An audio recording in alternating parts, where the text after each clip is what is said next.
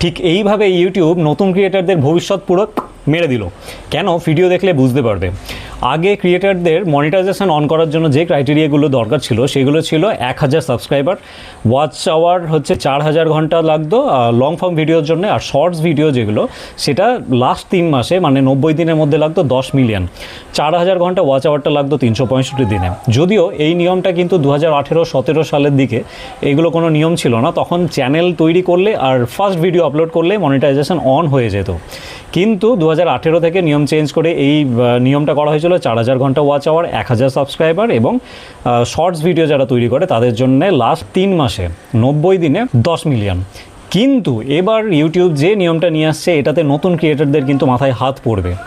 সেইটা হচ্ছে যে 1000 সাবস্ক্রাইবার যেটা লাগে সেটা থাকছে, শুধু চেঞ্জ করা হচ্ছে কি যে 4000 ঘন্টা লং ভিডিওতে ওয়াচ টাইম দরকার ছিল সেইটা করে দিচ্ছে ডাবল, মানে 4000 ঘন্টার জায়গায় 8000 ঘন্টা। আর শর্টস ভিডিওতে যে 10 মিলিয়ন ভিউজ দরকার ছিল সেটাও করে দিচ্ছে ডাবল, সেটা লাগছে 20 মিলিয়ন ভিউজ লাস্ট 3 মাসে। তো এইবার নতুন যারা ভিডিও বানায় ইউটিউবের জন্য, যেসব ক্রিয়েটাররা তৈরি করছে তাদের ভিডিওতে ভিউজ আসে 10টা, 50টা, 100টা, 200টা এইরকম করে। ভাই লং ফর্ম ভিডিওতে ওয়াচ টাইম কমপ্লিট করতে গেলে বছরের পর বছর পার হয়ে যাবে যদি ভিডিও ভাইরাল না হয়। তাহলে ইউটিউব এই নতুন নিয়ম নিয়ে আসছে, যেসব ক্রিয়েটাররা সত্যি মনোযোগ দিয়ে কাজ করতে চায় ভবিষ্যতের জন্য, তাদের জন্য, যারা ছেলে খেলা করতে চায় বা ভাবে এক্সপেরিমেন্ট করতে চায় সেই সব ক্রিয়েটারদের কোনো ভবিষ্যতে জায়গা থাকবে না, ভুলভাল ভিডিওরও কোনো জায়গা থাকবে না।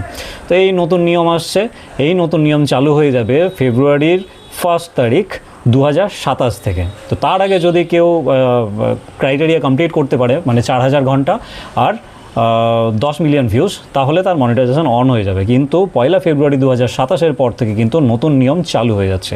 তো যারা ইউটিউব নতুন শুরু করেছে চেষ্টা করো এই টাইমের আগে ভিউজ কমপ্লিট করে নেওয়া বা ওয়াচ টাইম কমপ্লিট করে নেওয়া।